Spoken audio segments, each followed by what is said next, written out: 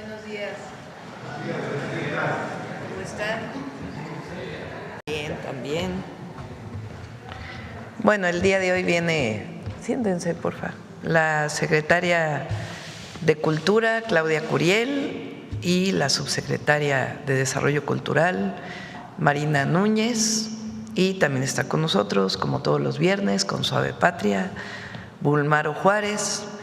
Vamos a iniciar la conferencia con un enlace con Laura Velázquez de Protección Civil para informar de la situación de las lluvias en distintos lugares de la República. El día de ayer llovió en 31 entidades, solamente en Baja California Sur no llovió, pero particularmente en la Huasteca, en los distintos estados que coinciden en la Huasteca, Veracruz principalmente, pero también Querétaro, Hidalgo, San Luis Potosí tuvieron afectaciones. Esta mañana hablé con Rocío Nale y con el gobernador Curi, y a las 12 del día les informo, vamos a tener una reunión de Protección Civil con los estados de la República que fueron afectados por estas lluvias y también por la tormenta tropical Raymond, que está en el Pacífico y que se espera que en unos días pues tenga afectaciones también sobre la costa del Pacífico y la península de Baja California. Entonces vamos a darle la palabra a Laura para que nos informe de las afectaciones. Después de las 12 pues emitiremos un comunicado para que toda la población esté informada de toda la situación en el país relacionada con los fenómenos meteorológicos. Después tendríamos un enlace con el gobernador de Yucatán, porque en Yucatán se va a llevar a cabo Original y Marina Núñez nos va a platicar de esto. Después Claudia nos va a platicar de México Canta, los finalistas, tomamos las preguntas, Suave Patria y cerramos con una sorpresa que les tenemos para el día de hoy. Bueno, vamos con Laura. Claro que sí, Presidenta, muy buen día. Con el permiso de usted, buen día para todos y para todas. Bien lo ha mencionado usted, Presidente, el día de ayer, en 31 entidades federativas tuvimos lluvias de diferentes intensidades. Solamente en Baja Sur, en Baja California Sur, no tuvimos lluvias.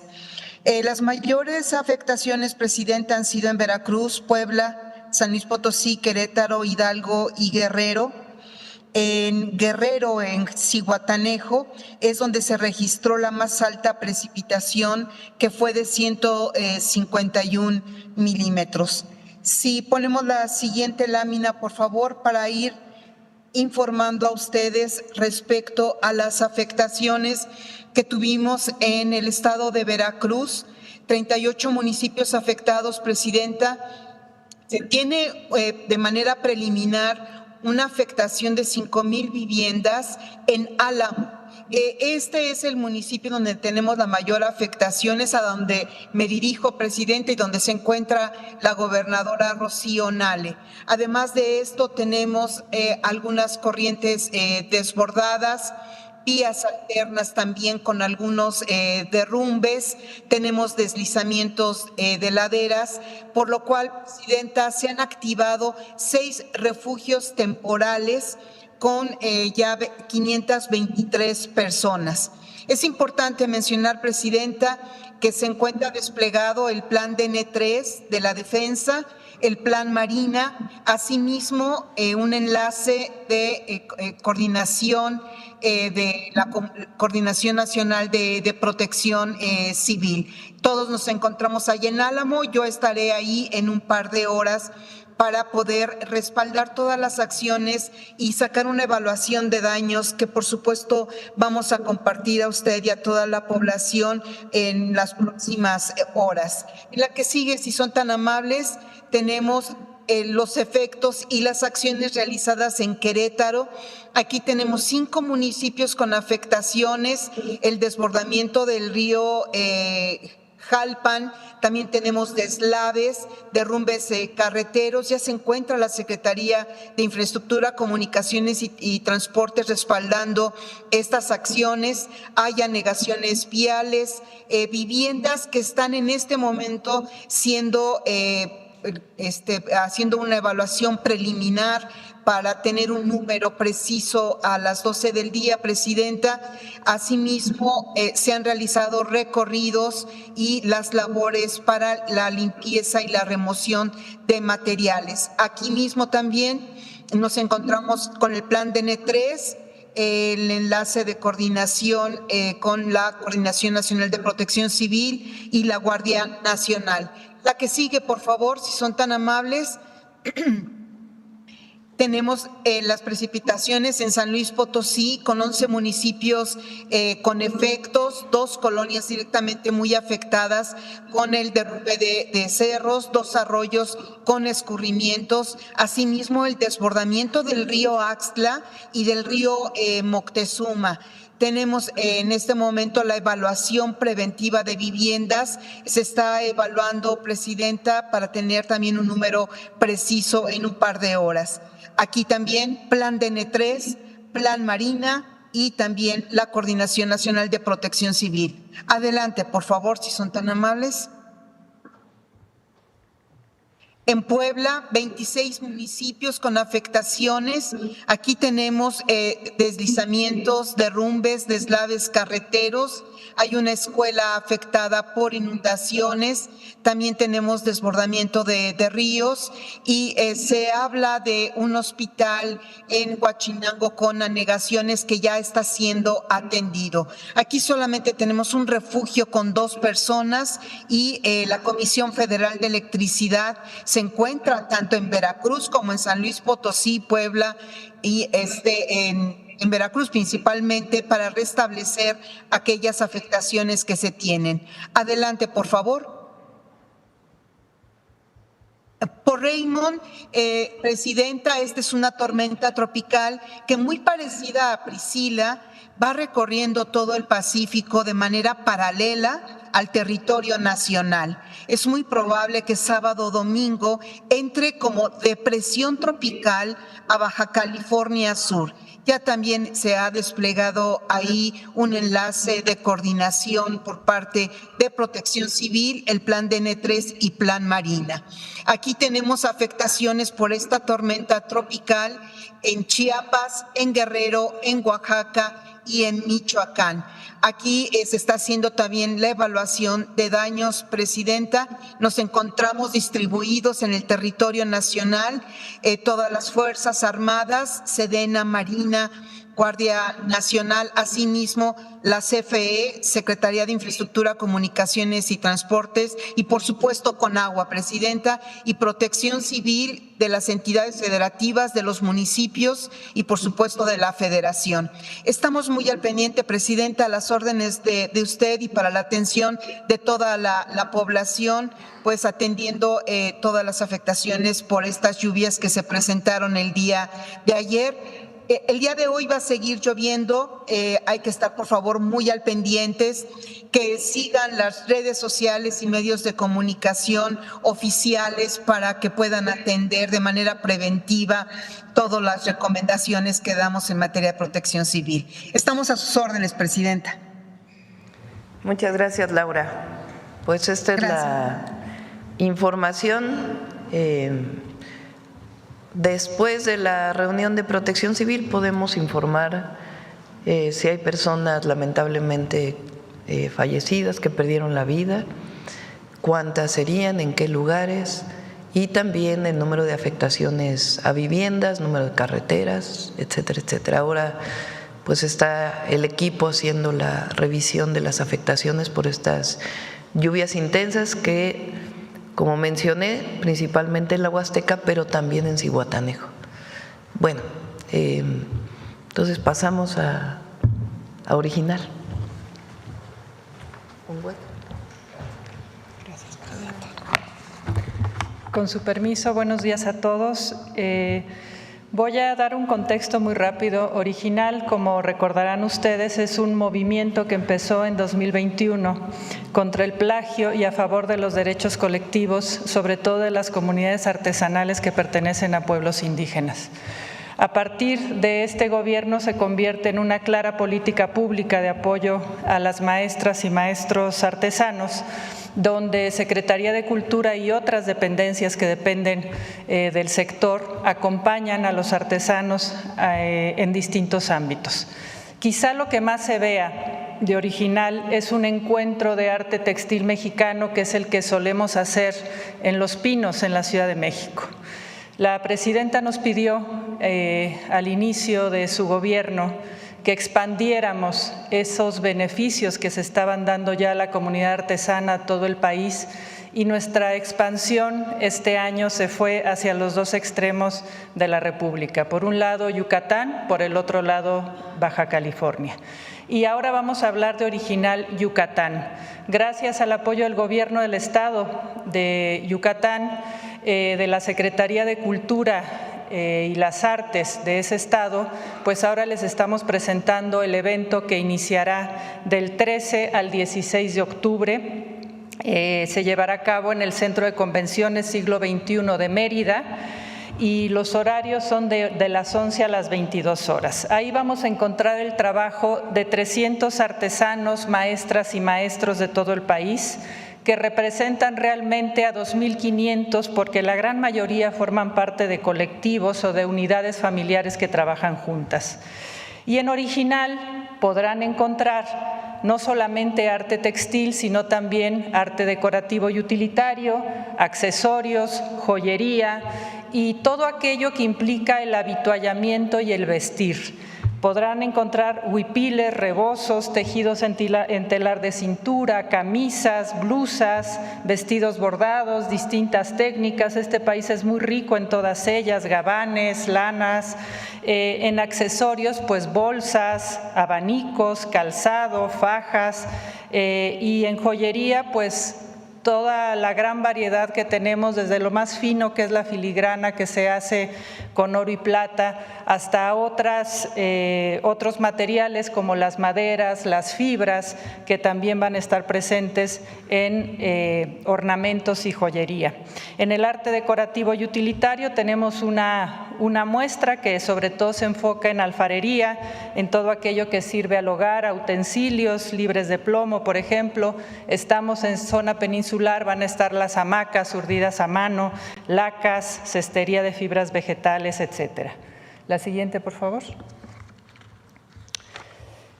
Yucatán será por algunos días la casa de varios creadores reconocidos y no quisiera dejar de mencionarlos. Voy a comenzar por las mujeres. Carmen Vázquez Hernández, por ejemplo, es una maestra artesana que ganó el Premio Nacional. Ella es una artesana tzotzil de Venustiano Carranza, va a estar ahí. Francisca Palafox Serrán, maestra artesana de San Mateo del Mar, ella es guave. Ella tiene el máximo premio del Concurso Nacional de Grandes Maestros, se le acaba de otorgar. Victorina López Hilario, que es una artesana musga, también premio nacional, ella es de Xochistlahuaca, Guerrero. Severa Leonarda Santiago de San Antonino, que forma parte de una saga familiar de casi 200 años. Cándida Socorro Jiménez Bojor, que es una de las grandes maestras bordadoras mayas de Maní, Yucatán. Y pues estarán también el maestro Pedro Mesa, artesano tzeltal de Tenejapa, Chiapas, que fue uno de los primeros que inició pues esta lucha sobre la dignidad de los artesanos allá en los años 70. Él es fundador de varios colectivos, ha recibido un premio internacional por toda esta promoción. Remigio Mestas, que es también artesano reconocidísimo y promotor también de su estado. En fin, habrá grandes figuras ahí y habrá también muchos otros artesanos que llegaron a Original a través de una convocatoria pública que hicimos a principios de año. Contaremos además, la siguiente, con las tradicionales pasarelas. Son 4 pasarelas, una cada día. Se van a hacer en el Gran Museo del Mundo Maya Y estamos haciéndolo ahí porque va a ser la primera ocasión en la que vamos a tener la oportunidad de reunir patrimonio material con patrimonio vivo. Es la historia maya en piedra que se muestra y también va a estar la gran tradición viva y patrimonial que tiene México circulando en este espacio. Todas las pasarelas, donde vamos a ver alrededor de 180, son un poquito más piezas, se van a transmitir a través del Canal 22 y los medios públicos, la televisión yucateca, y pues si no tienen la oportunidad de visitarnos en la península, se va a poder seguir por ahí. Después del gran éxito de Original Nanas y Tatas aquí en Ciudad de México, Yucatán tendrá su propio Original Nolop, que es Abuelos y Abuelas en maya. Es una propuesta que se dirige de talleres a adultos mayores, adultos a partir de 60 años, y se busca promover el acceso a los saberes artesanales desde una perspectiva intergeneracional, pero también porque hay muchas personas de estas edades que estuvieron muy cercanas a lo artesanal y que puede funcionar también para su apoyo en motricidad y pueden ser talleres o terminan siendo talleres muy buenos para ellos. Estos talleres tienen que ver con deshilado, tienen que ver con bordado, con pintura, con chaquira huirrárica, con hacer collares, con conchitas de mar, que van a enseñar una artesana seri, y lo mismo vamos a hacer con los niños. Aquí les llamamos escuincles en el original del centro, allá son original cirulitos. Y también hay un gran programa para ellos con maestros alfareros. Una de las grandes maestras alfareras de Amatenango del Valle en Chiapas va a ser la maestra, es una artesana que hace unos jaguares fantásticos muy conocidos. Ella va a ser una de las maestras de los niños. Les vamos a enseñar a tejer con lana, en fin, a hacer también laca y maque y unas máscaras. La siguiente diapositiva, por favor. Original también es el pretexto para mostrar otras expresiones artísticas tradicionales. Va a haber un escenario particular afuera del centro expositivo donde vamos a tener toda la exposición tradicional de música yucateca, la vaquería, los sones, los jarabes, pero también tenemos presencia de 8 estados más. Voy a poner un ejemplo, van a estar las mujeres cardencheras de Durango, que el canto cardenche solía cantarse por hombres, ellas son herederas de esta tradición, son muy buenas. Viene Gaby Romero, la reina del requinto de Baja California Sur, que toca música campirana. Hay música fusión y contemporánea con Sabrosura Sound. Va a estar Son Rompepera, que es de la Ciudad de México, Los Pream, que es un grupo mije de Santa María Tlahuitoltepec en Oaxaca. La siguiente. Y en el marco de Original, y con esto cierro, se va a llevar a cabo la primera edición del Encuentro de Filigrana. La filigrana es un arte orfebre que está muy unido a la tradición textil, sobre todo de la península. Tú te pones un hipil y te tienes que poner tus collares de filigrana o tus aretes de filigrana. Esta es una tradición que estuvo en riesgo de perderse y vamos a hacer un primer encuentro de todos aquellos maestros que hacen filigrana en el país. Son alrededor de 50 maestros, es un intercambio de conocimientos, es un intercambio de opiniones, se van a recabar ahí necesidades y obviamente todos ellos pues van a poner a la venta lo que hacen. Los esperamos a todos en Mérida. Nos vamos a reunir en el mercado más grande de arte tradicional mexicano que hay en América Latina.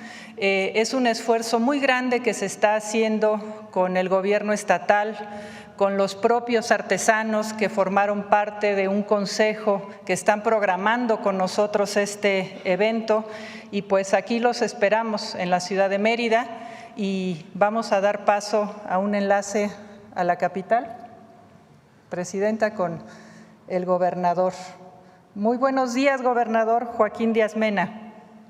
Gracias, Marina. Saludos a la secretaria Claudia Curiel. Muy buenos días, estimada presidenta Claudia Sheinbaum Pardo. Quiero agradecerle por su apoyo al pueblo de Yucatán y por impulsar espacios que dignifican la cultura y el trabajo artesanal de México. Del 16 al 19 de octubre, Yucatán será sede original 2025, un encuentro nacional que celebra la diversidad cultural y los saberes ancestrales de los pueblos originarios. El evento se realizará en el Centro de Convenciones Siglo XXI, en el Gran Museo del Mundo Maya, con entrada libre para todas y todos. Durante estos 4 días, más de 300 artesanas y artesanos de todo el país participarán en expoventa, talleres, conciertos y foros. Es una gran fiesta de la creatividad mexicana, donde la tradición se encuentra con la innovación. En los foros original, reflexionaremos sobre identidad, comercio justo y sostenibilidad. Y se presentará el Manual de Bordado Maya en Yucatán, elaborado junto con la UNESCO. También habrá un ciclo de cine de pueblos originarios con obras que muestran la fuerza y la voz de las comunidades indígenas.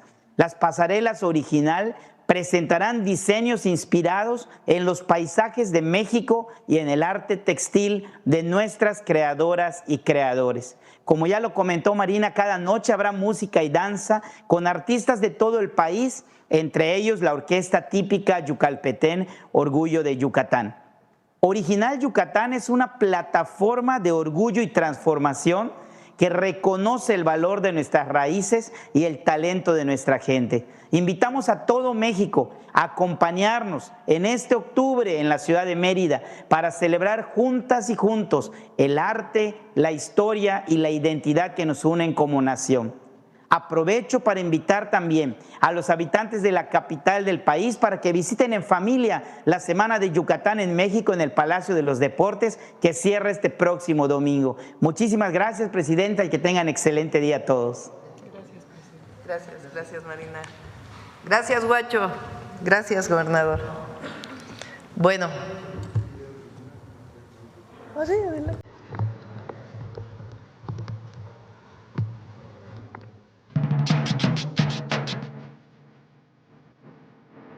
Cada pieza tiene una historia. Nace de la tierra, del tiempo y del conocimiento compartido entre generaciones.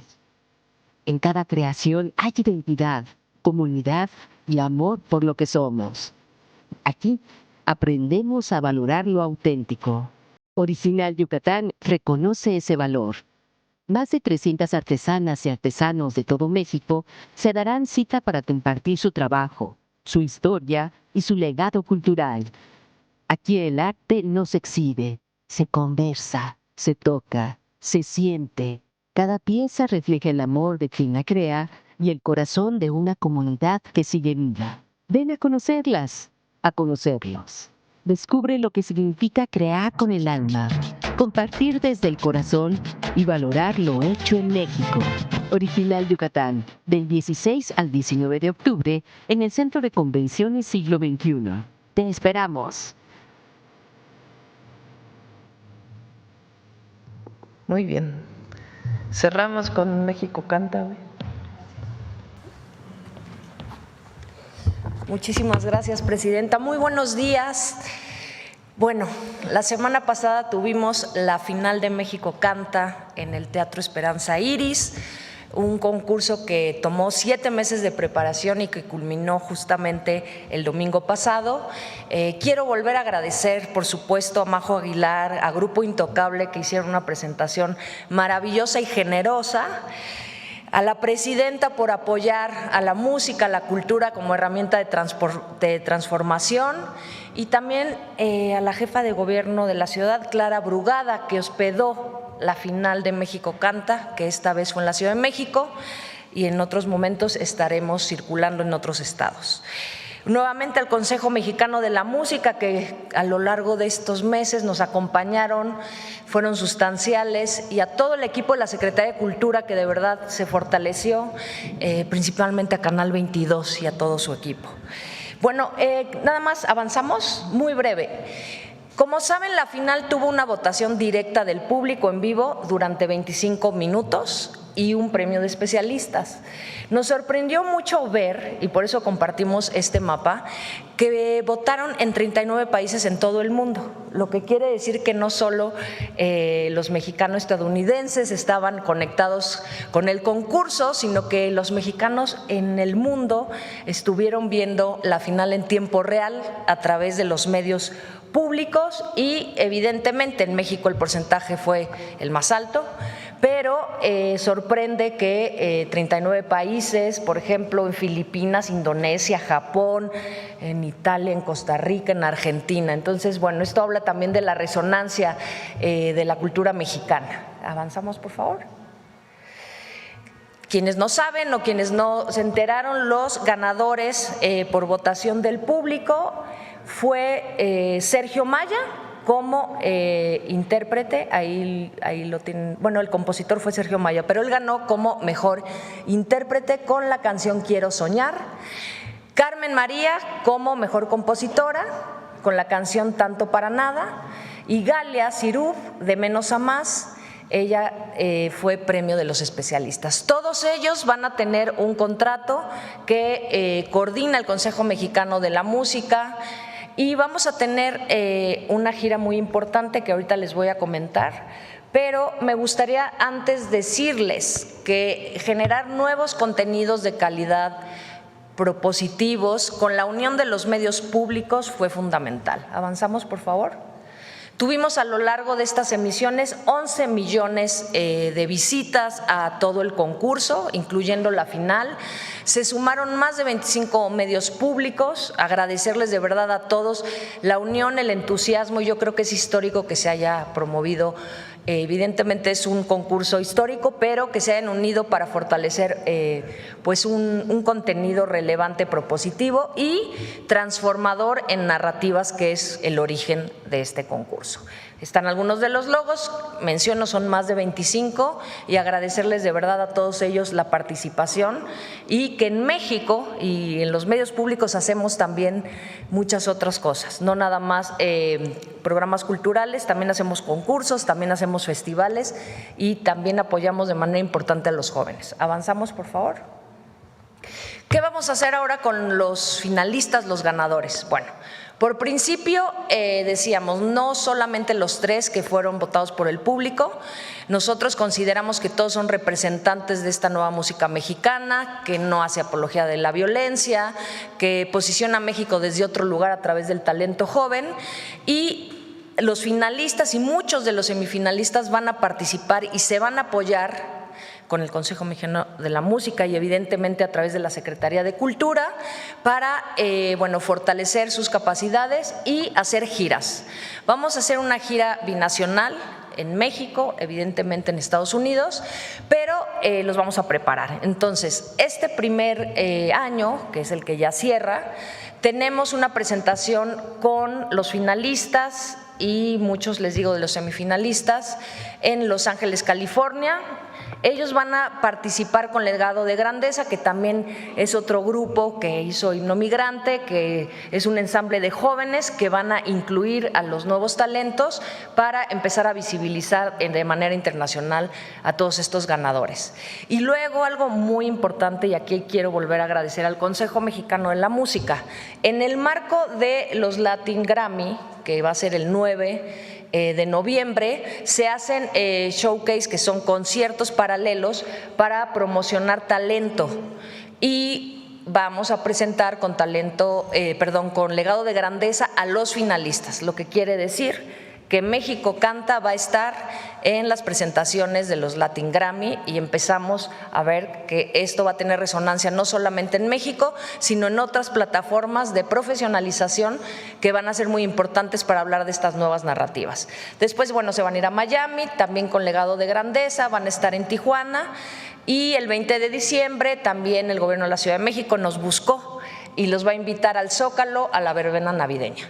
El siguiente año vamos a anunciar una gira mucho más robusta que se está preparando, que es como un musical con todos los finalistas, y también vamos a trabajar de manera importante en las escuelas. Vamos a visitar escuelas, vamos a trabajar con los jóvenes y seguir llevando el mensaje de estas nuevas narrativas y sobre todo trabajar en nuevas plataformas de este talento que los profesionalicen, que los acompañen, pero que también se articulen con los jóvenes y dialoguen con los jóvenes. Entonces, bueno, eso es lo que va a suceder en el 2026.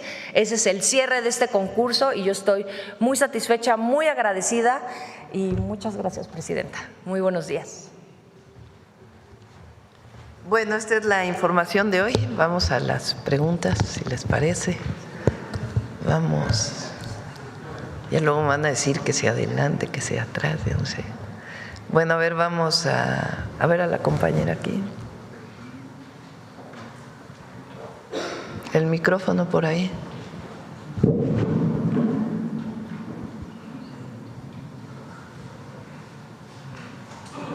Gracias, presidenta. Buenos días. Hatsiri Magallanes, de MBS Noticias. Se dio a conocer una información de que ya se prepara una reunión con acreedores del empresario Ricardo Salinas Pliego, con gente de su gobierno y que incluso podría ser la próxima semana. ¿Podría confirmar ya este encuentro? Sí, todavía no hay fecha, pero sí se va a tener una reunión, como ya lo había comentado. Pero de que sea la próxima semana todavía no. Todavía no está la fecha exacta. Gracias. Un comentario, su opinión, presidenta, después de que el Congreso de Perú destituyó a la presidenta Dina Boluarte, argumentando su permanente incapacidad moral. ¿Nos podría dar su opinión? Bueno, ustedes saben que nosotros consideramos que fue un golpe de Estado el que destituyó al presidente Castillo. Nuestra solidaridad siempre con él. Y pues creo que fue por unanimidad, ¿verdad?, la destitución, pero nuestra insistencia en que se libere a Castillo y que tenga un juicio justo. Gracias, presidente. El día de ayer la embajadora de Israel aquí en México Einat Kanzneyer ofreció una conferencia de prensa y ella dice que no hubo maltrato al embajador de México en aquel país y tampoco a los integrantes de la flotilla, y también rechazó que sea un genocidio, como usted había comentado, lo que está ocurriendo en la Franja de Gaza. ¿Nos puede dar su opinión, por favor? Bueno, ya el canciller, en pláticas con los mexicanos que estuvieron en la flotilla, que ya afortunadamente están en México, puede dar la información a partir de lo que ellos comentan. Yo creo que lo importante ahora es rescatar este acuerdo de paz que parece se ha llegado, lo ha reconocido Hamás en la Franja de Gaza, el gobierno de Israel, esta negociación que pues encabezó principalmente el gobierno de los Estados Unidos, y esperemos que realmente sea un acuerdo de paz y de soberanía de los pueblos. Ese es nuestro pensamiento en este momento. Gracias, presidenta. También su opinión, por favor, respecto a que la opositora de derecha de Venezuela, María Corina Machado, ganó el Premio Nobel de la Paz en vez de Donald Trump en este caso. Pues nosotros siempre hemos hablado de la soberanía y de la autodeterminación de los pueblos, no solamente por convicción, sino porque así lo establece la Constitución. Y me quedaría hasta ahí el comentario. Gracias, presidente. Bueno, vamos. A ver, vamos acá de este lado y luego vamos para acá, luego atrás. Vamos de repente el compañero y luego vamos así y luego de este lado, si les parece. Buen día, presidenta. Oscar Zamudio para Sagacín. En México la cultura ha dejado de ser un lujo solamente para unos cuantos. Tal es el caso, por ejemplo, de Sergio Maya, quien es orgullosamente hidalguense, que participó en México Canta. La pregunta sería, por un lado, ¿qué va a pasar con todos los demás participantes que estuvieron en México Canta? ¿Cómo va a ser el gobierno federal para que entonces se pueda promocionar todo lo que tiene que ver con cultura, no solamente en la Ciudad de México, sino en todos los demás estados? Y si la agenda que publicaron de presentaciones, si en esa agenda estos artistas ya estarían presentaciones pagadas o todavía no. Bueno, ellos tienen el derecho a participar en cualquier festival, evidentemente, ya en caso de que firmen con pues alguna discográfica, no sé cómo se llaman, todavía se llaman así. También descubrí que todavía se llama LP, que yo pensé que ese nombre ya había desaparecido. Pero bueno, cuando ellos firmen con alguna empresa discográfica, pues ya en todo caso tendrán pues a partir del propio contrato sus definiciones. Pero lo cierto es que en muchos lugares ya los están invitando a partir de la promoción que ha habido. En nuestro caso, además pues de el reconocimiento, la felicitación a los ganadores, a las ganadoras, realmente el grupo que quedó de semifinalista pues es muy importante. Entonces, lo que decidimos junto con Cultura es invitarlos a una gira por el país. Pueden ser giras de grandes conciertos, pero también de pequeños conciertos. Y no olvidemos cuál fue el objetivo de México Canta, que no solamente es promover a músicos, músicas mexicanos, sino la letra, que ha tenido mucho impacto. Nosotros no prohibimos letras, en algunos estados lo han hecho, nosotros no prohibimos letras que tengan que ver con la apología de la violencia o el consumo de las drogas, pero creemos que el promoverlas pues genera una narrativa social de que es algo bueno. Entonces, ¿cómo atender a nuevas narrativas? Pues promoviendo música diferente. Entonces, el objetivo principal de México Canta, y por eso se llama México Canta, por la paz y contra las adicciones, pues es promover letras distintas a partir de la nueva música mexicana. Y por eso queremos que ellas y ellos vayan no solamente a grandes conciertos, sino a escuelas, a centros donde estén jóvenes, en donde hablen de sus propias experiencias y compartan pues una visión distinta a partir de la música, que es un lenguaje maravilloso en el que los jóvenes se encuentran. Entonces, ese es el objetivo y pues esperemos que haya una nueva edición de México Canta, que ya lo estaremos anunciando cuándo podría ser. Para la próxima edición de México Canta, ¿se pensaría en abrir la difusión no solamente a los medios públicos, sino también a algunos medios alternativos, Presidenta? Pues habría que verlo, habría que verlo. En otro tema, recientemente se bautizó el tren, uno de los trenes de la Federación como el tren del Golfo de México. También hace algunas semanas una de las estaciones de Querétaro fue bautizada como La Corregidora. La pregunta sería, Presidente, en el caso de Hidalgo, dado que habrá varias unidades o varias estaciones que pasarán por ahí, saber si se ha pensado en específicamente bautizar con algún nombre alguna de las estaciones de Hidalgo.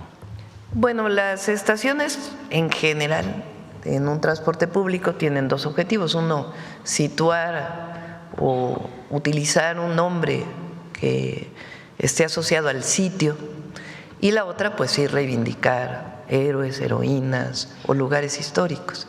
Entonces todavía no están determinados los nombres como tal.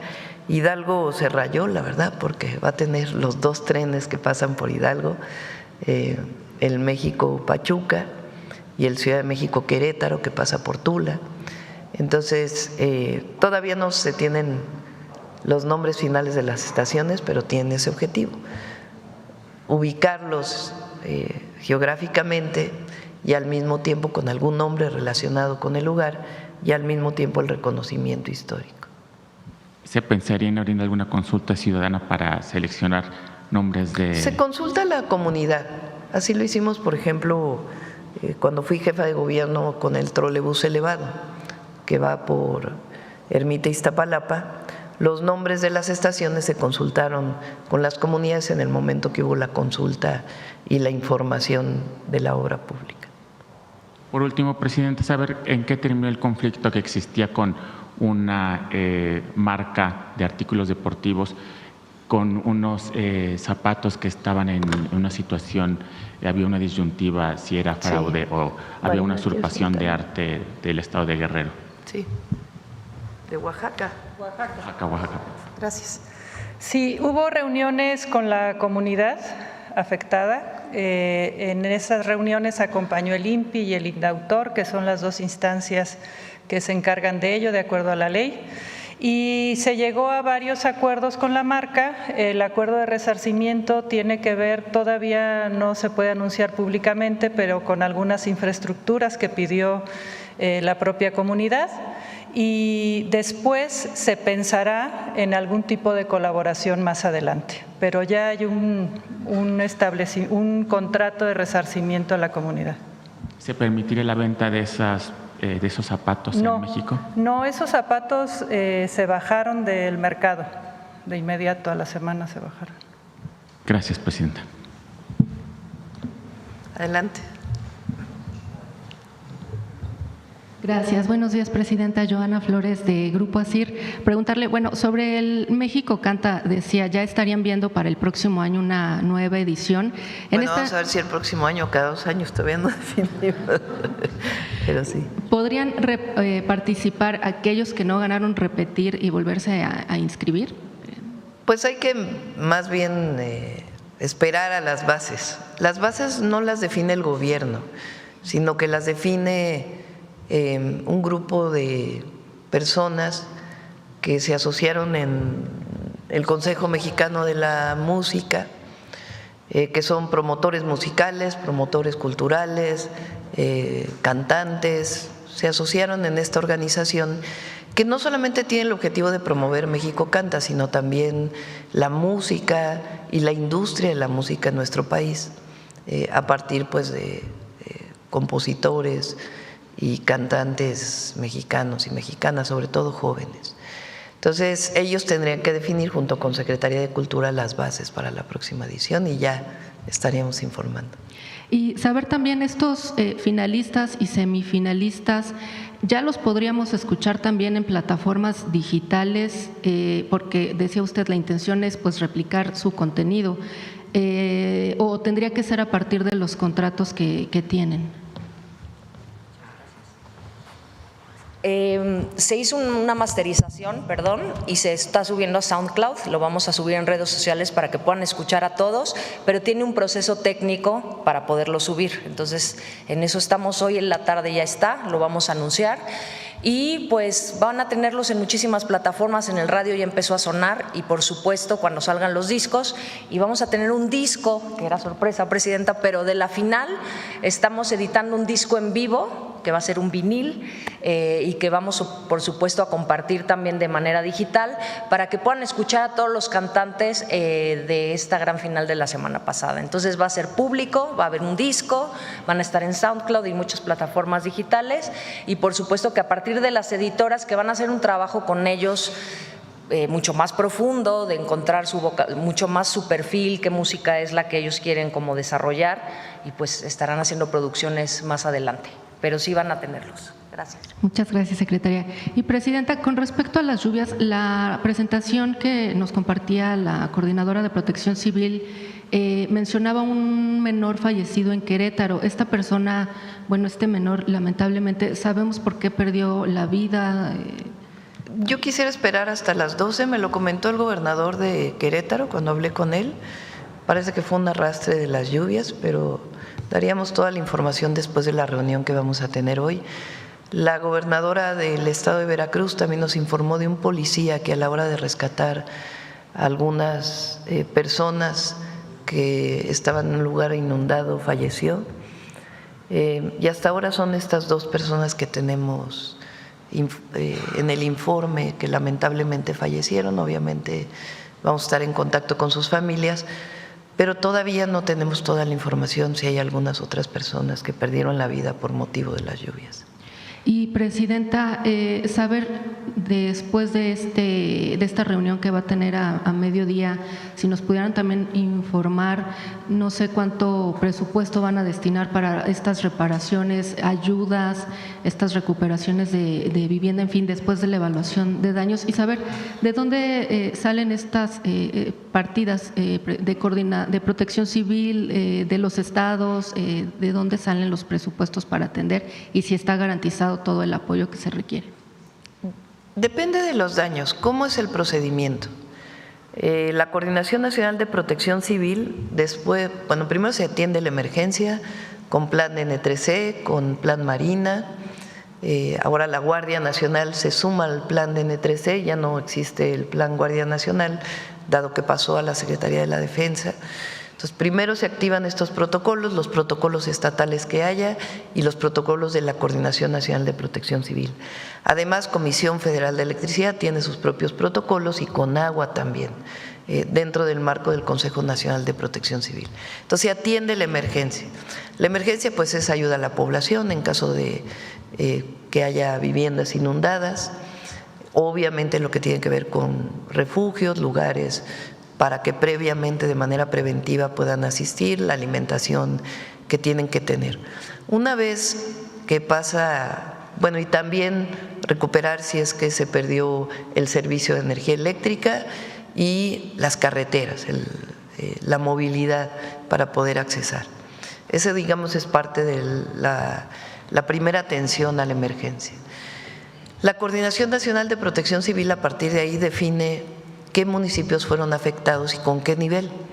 Hay municipios y localidades. Se define el municipio y las localidades afectadas y se ve si tuvo una afectación en morado, rojo, amarillo o verde, que son menores afectaciones. A partir de ahí entra después la Secretaría de Bienestar en caso de afectaciones en las viviendas. Y ahí se hace un censo de afectaciones y después vienen los apoyos individuales a la vivienda. Así nos tocó a nosotros el caso del huracán John, el caso del huracán Eric y también las lluvias que hubo recientemente en esa.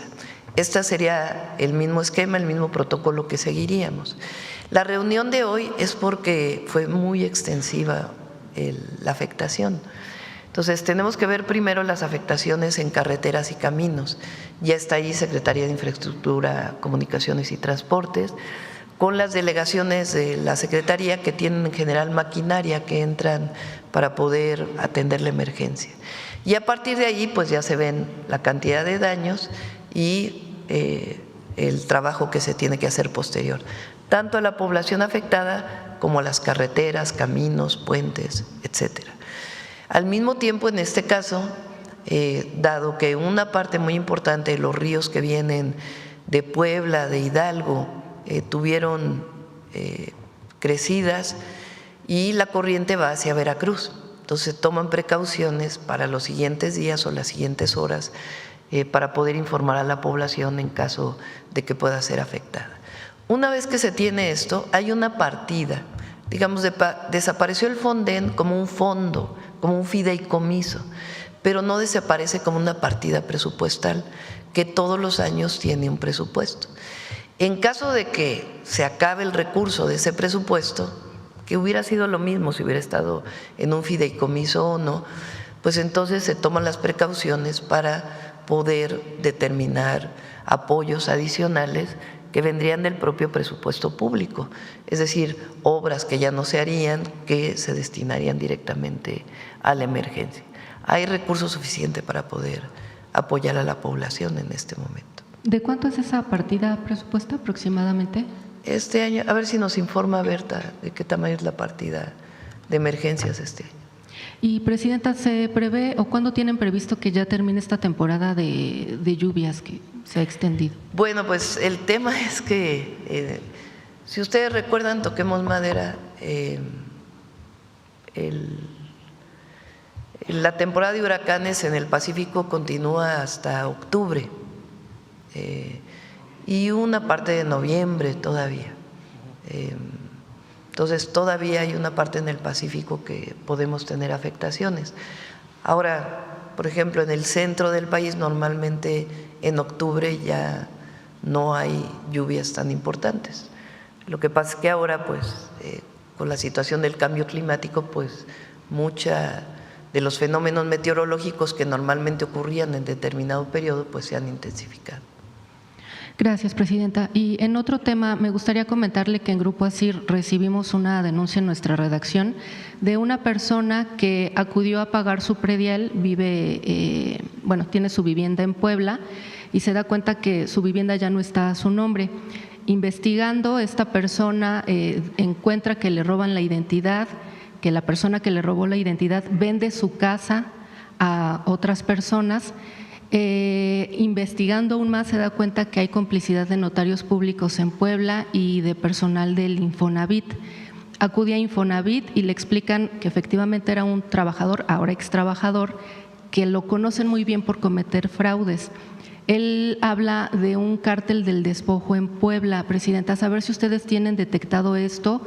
Ya la persona tiene, por supuesto, denuncias administrativas, penales sobre esto, pero pues denuncia también retrasos, falta de atención, falta de resultados, etcétera. Pero por un lado, saber, ¿ustedes tienen detectado denuncias en Puebla, presidenta, sobre un cártel que esté despojando a la gente de esta manera? Y saber también qué más puede hacer esta persona. Bueno, primero, si nos das el nombre y lo autoriza ella, que podamos, o él, podamos ponernos en contacto para poder atenderle. No tenemos como tal una denuncia de un modus operandi de un grupo, pero pues por lo que comentas hay que investigarlo.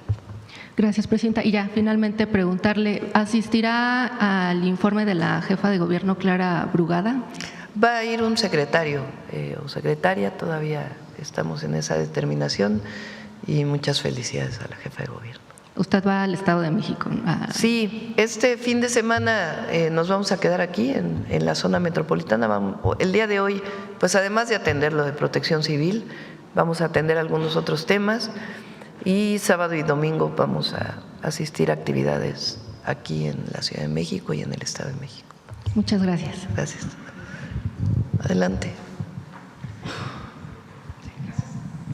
Buenos días, presidenta. Hans Salazar, de Noticiero en Redes.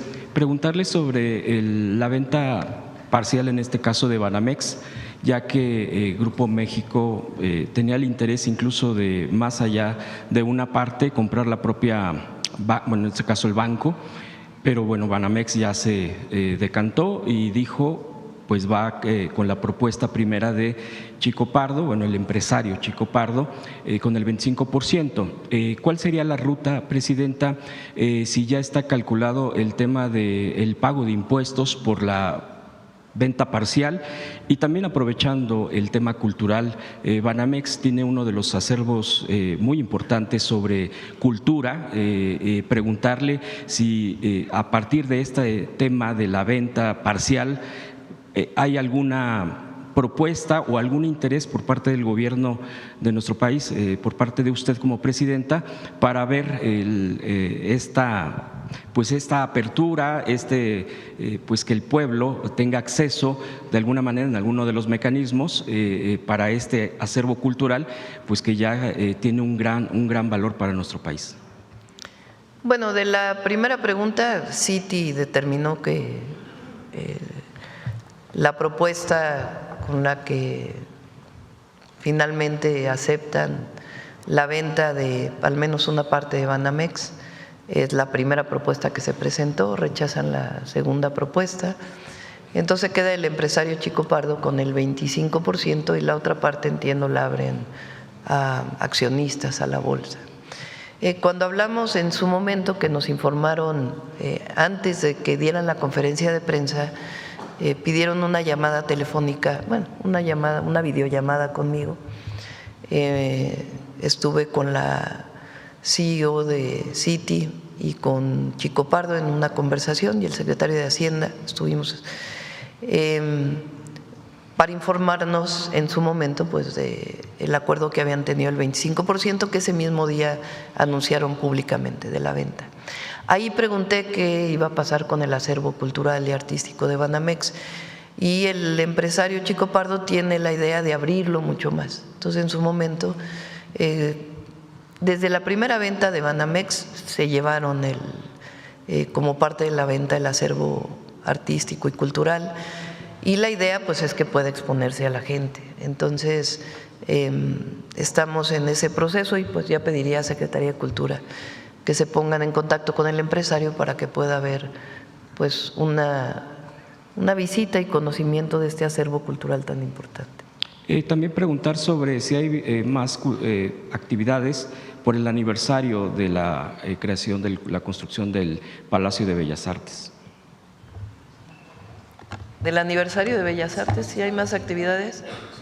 ¿Quieres informarla? Muchas gracias. Sí, hemos estado realizando actividades, ha estado la ópera, danza, hemos hecho actividades también literarias en la página y también te las podemos compartir ahora con muchísimo gusto, pero también le hemos dado fortaleza a otros circuitos que tienen también que ver con los cuerpos artísticos de Bellas Artes y que salgan y que tengan que ver también con los estudiantes. Por ejemplo, con el apoyo a las escuelas, los estudiantes de danza, de teatro, les estamos dando también una fortaleza en los circuitos del CENART y de los mismos espacios de Bellas Artes. Recuérdales lo que hicimos este año. ¿De las mujeres? Claro. Bueno, incluso ya anunciamos, este año uno de los proyectos prioritarios que se termina el siguiente fue el apoyo a la renovación, mantenimiento profundo de 38 escuelas de Bellas Artes y del INA. Más de 1.500 millones de pesos en el caso de Bellas Artes.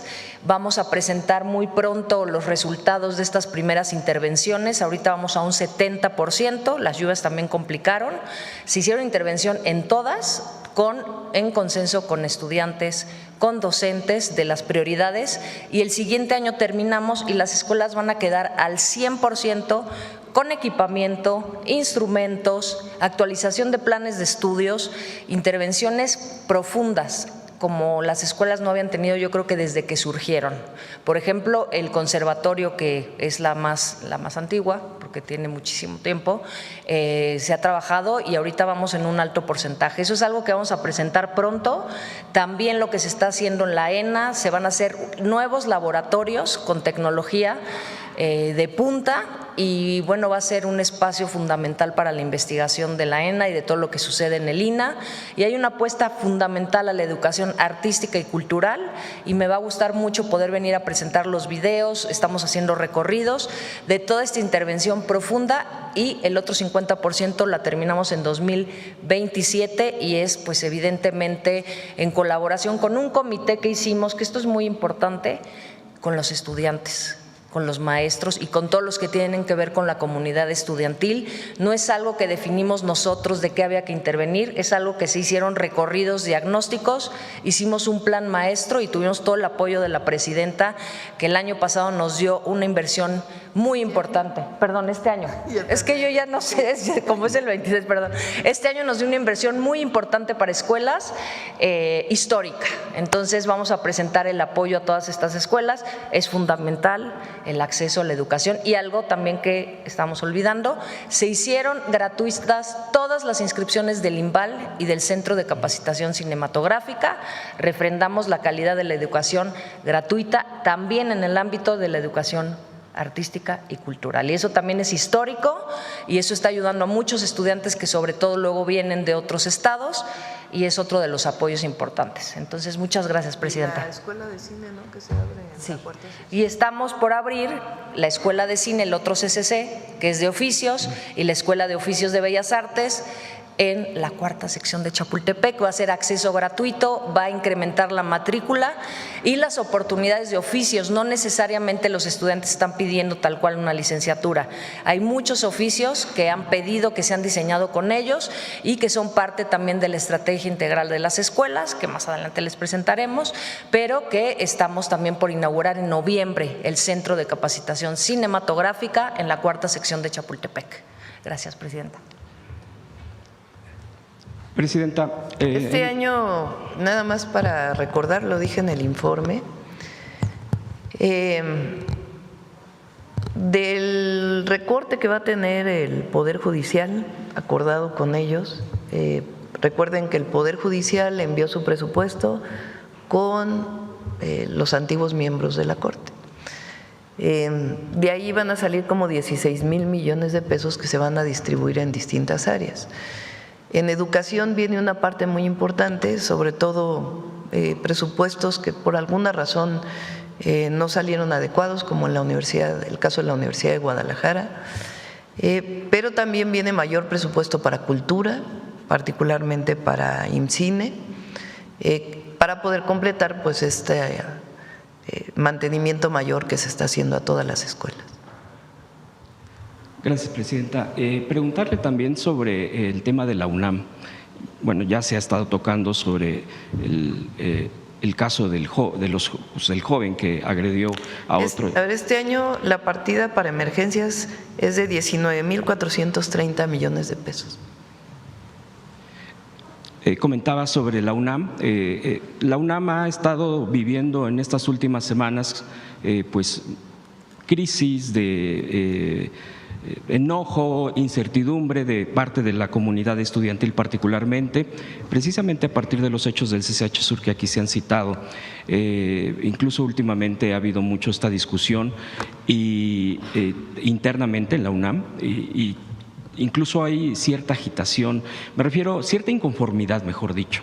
En este caso, pues el rector ha estado dando su respuesta propia, pero preguntarle a usted, Presidenta, y usted que ha brindado desde el propio Gobierno federal y respetando la autonomía de la Universidad Nacional, ¿cuál es su punto de vista, usted que ha sido académica durante muchos años de la UNAM, ¿usted considera que esto, porque se especula mucho que pueda haber pues intereses externos a la universidad para que ocurra, pues empiece a que hay una bomba, estas alertas, bueno, ya hay investigaciones propiamente, pero dale una visión de que esto va más allá de algo pues cotidiano que vive la universidad?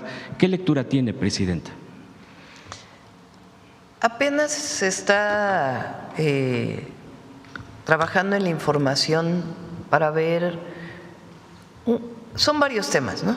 Vamos a colocarlo cada uno en su lugar. Uno es estas supuestas presuntas amenazas de bomba en algunas escuelas, que en ningún caso han sido positivas, solamente es una alerta a través de una red social o de algún aviso, y que las autoridades universitarias han tomado decisiones de evacuar, suspender clases para evitar alguna situación. ¿Qué hacemos nosotros? Porque se presenta una denuncia a través de la Secretaría de Seguridad y Protección Ciudadana, en apoyo a la Fiscalía General de la República, se están haciendo las investigaciones para ver de dónde vinieron estas amenazas.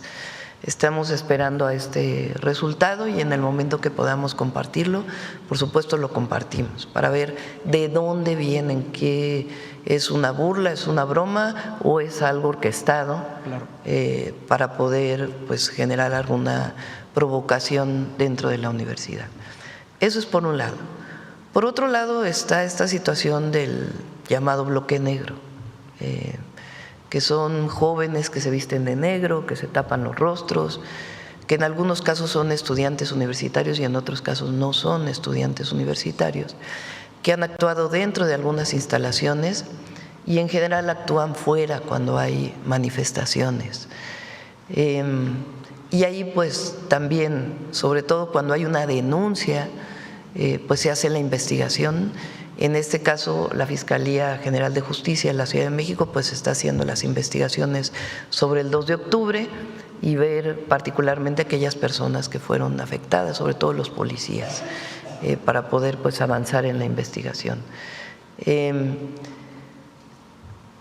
El otro tema pues es lo que ocurrió en el CCH Sur, que es otro fenómeno distinto. Es un joven que ataca a otro joven a partir de un fenómeno en las redes sociales vinculado con grupos que se generan a partir de fenómenos mexicanos, incluso de fuera, de grupos de jóvenes que se juntan por alguna situación y que lamentablemente desencadenan en violencia. Cada uno de estos tres temas tiene que atenderse de manera diferente. Y desde el gobierno, ¿qué podemos hacer? En lo primero, investigación; en lo segundo, investigación y coadyuvar con las fiscalías en caso pues de una carpeta de investigación. Y en el tercer caso, pues es más bien un tema de atención a salud mental o a fenómenos sociales que se están dando a partir de las redes sociales, principalmente. Y ahí es donde estamos trabajando en una atención integral a los jóvenes, no solamente de la Universidad Nacional, sino otros jóvenes en el país y particularmente jóvenes estudiantes. Entonces ahí esperemos pronto poder presentar. Ahora, la universidad es autónoma, difícilmente nosotros podemos intervenir en la vida interna de la universidad. Cuando fui estudiante y académica, pues nunca queríamos que el gobierno interviniera dentro de la autonomía. Si la autoridad universitaria nos pide apoyo para algún tema en el marco de su autonomía, siempre vamos a estar ahí.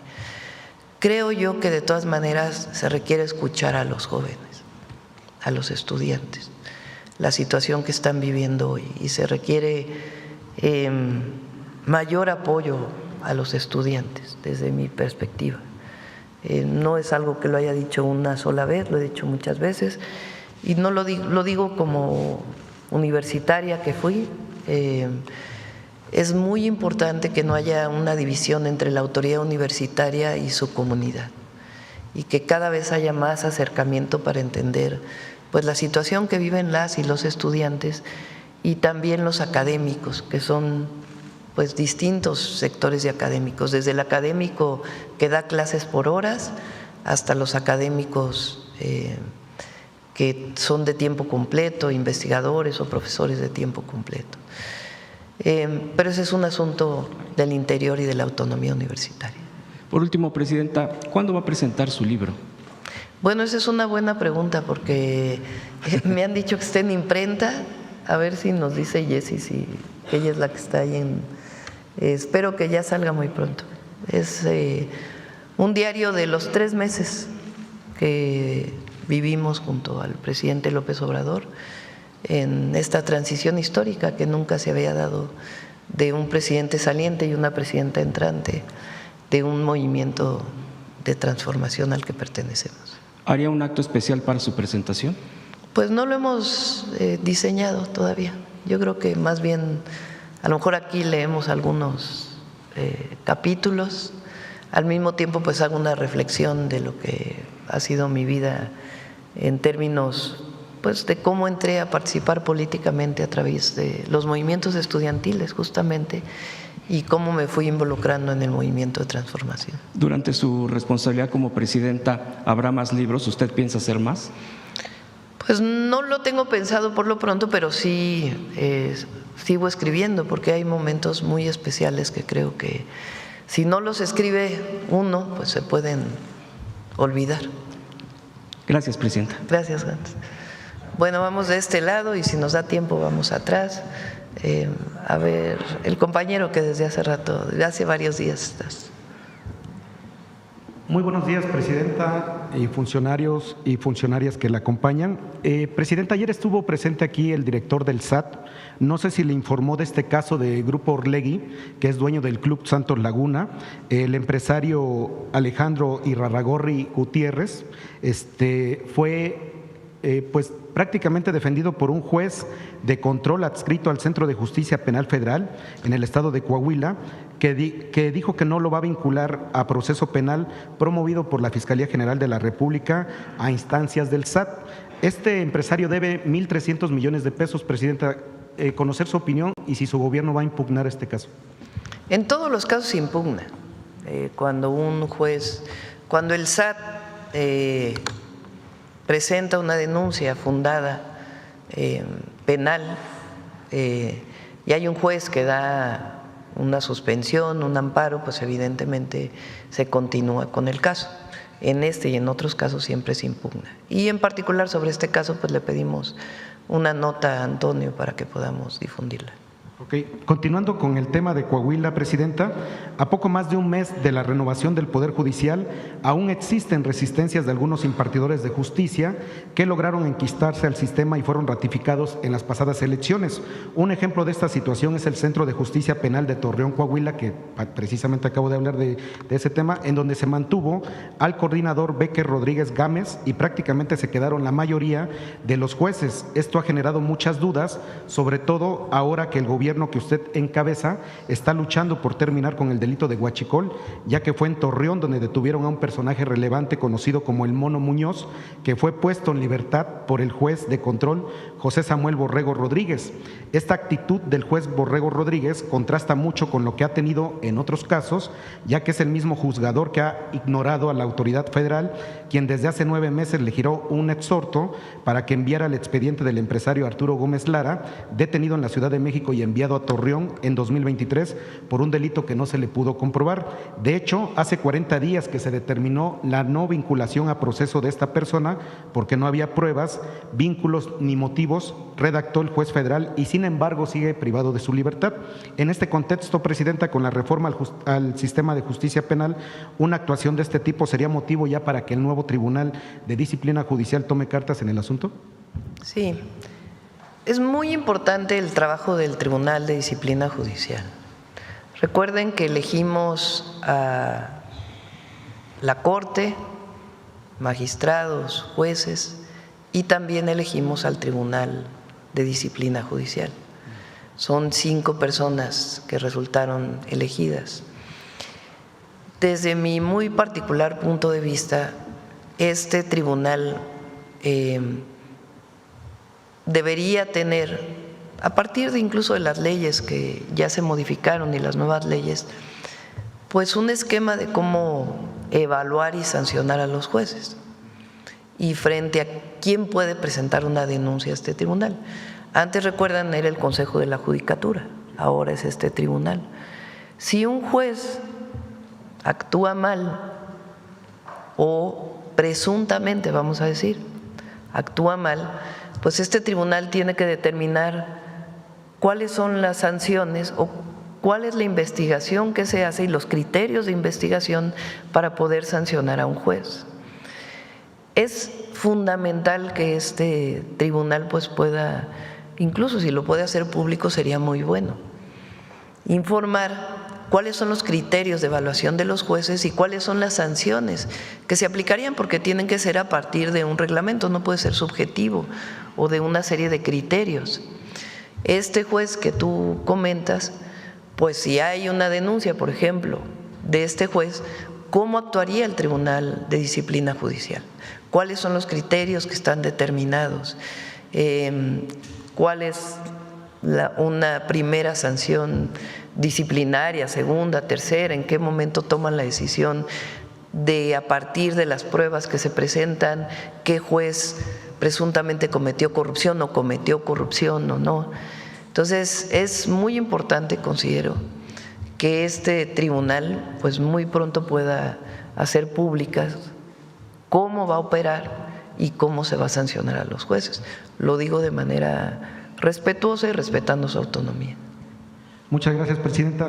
Presidenta, Veracruz es uno de los principales productores de energía eléctrica del país, especialmente por la operación de plantas termoeléctricas y proyectos eólicos en la zona costera. Sin embargo, muchas comunidades cercanas a estas instalaciones siguen sin acceso confiable a energía o presentan altos costos en sus tarifas. Presidenta, mi pregunta es, ¿prevé su gobierno una revisión del modelo de generación y distribución eléctrica en Veracruz para garantizar que los beneficios de la producción energética se reflejen directamente en tarifas más bajas y mayor cobertura para las comunidades locales? Y de ser así, ¿qué ajustes regulatorios o convenios con la CFE se contemplan para lograrlo? Las tarifas son nacionales, no hay una tarifa específica para un estado. Las tarifas, hay una tarifa general residencial y se cobra dependiendo del consumo. Mientras menos consumo haya, más subsidio hay, al mayor consumo hay menos subsidio. Subsidio quiere decir que lo que cuesta generar la energía eléctrica, pues se tiene una parte que otorga el gobierno federal a la Comisión Federal de Electricidad para poder garantizar que las personas de menos recursos económicos puedan tener la electricidad de manera que no paguen tanto como lo que cuesta generarla, transmitirla y distribuirla. Entonces son tarifas nacionales. ¿Por qué son tarifas nacionales? Porque tenemos un sistema interconectado nacional. No necesariamente la generación que hay en un lugar, esa generación va al que está a un lado. Se generan, hay plantas de generación, hay un sistema de transmisión y hay un sistema de distribución de energía eléctrica, y el que controla qué plantas entran en operación es el Centro Nacional de Control de Energía. La gran mayoría son de Comisión Federal de Electricidad y una parte, como ya sabemos, son privadas desde el proceso de privatización que se dio desde hace mucho tiempo. En la normatividad actual, 54% al menos debe ser generación del Estado mexicano. Bueno, ¿qué tiene CFE en particular para estas comunidades? Uno, muchas veces no es una situación de generación, sino de las líneas de transmisión y distribución, o que no hay suficientes transformadores, o que no hay una subestación eléctrica en algún lugar, no necesariamente es la generación. Uno de los proyectos más ambiciosos que inició con el gobierno del presidente López Obrador y nosotros estamos incrementando, no solo es más plantas generadoras, sino más líneas o fortalecimiento de las líneas de transmisión, distribución. Son un montón de subestaciones eléctricas y también transformadores.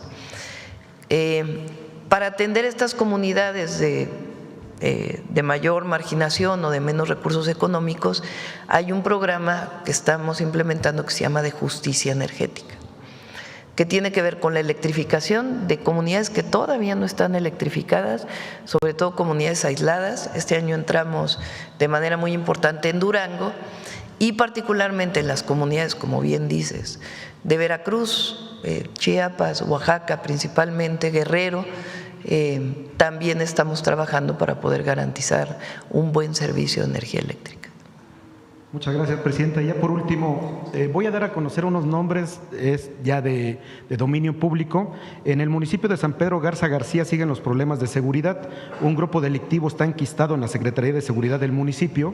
Empresarios de San Pedro han callado sobre los abusos de autoridad, en particular la extorsión conocida como cobro de piso y de la obligación de permitir que las drogas se distribuyan dentro de sus establecimientos por miedo a represalias y a que sus negocios sean clausurados, como sucedió con el empresario restaurantero Julio César Luna, asesinado en abril pasado luego de presentar una denuncia contra el coordinador de asuntos internos de apellido Martínez Huizar, quien ya cuenta con otras denuncias, entre ellas una por el delito de violación asentada en la Fiscalía de aquí de la Ciudad de México.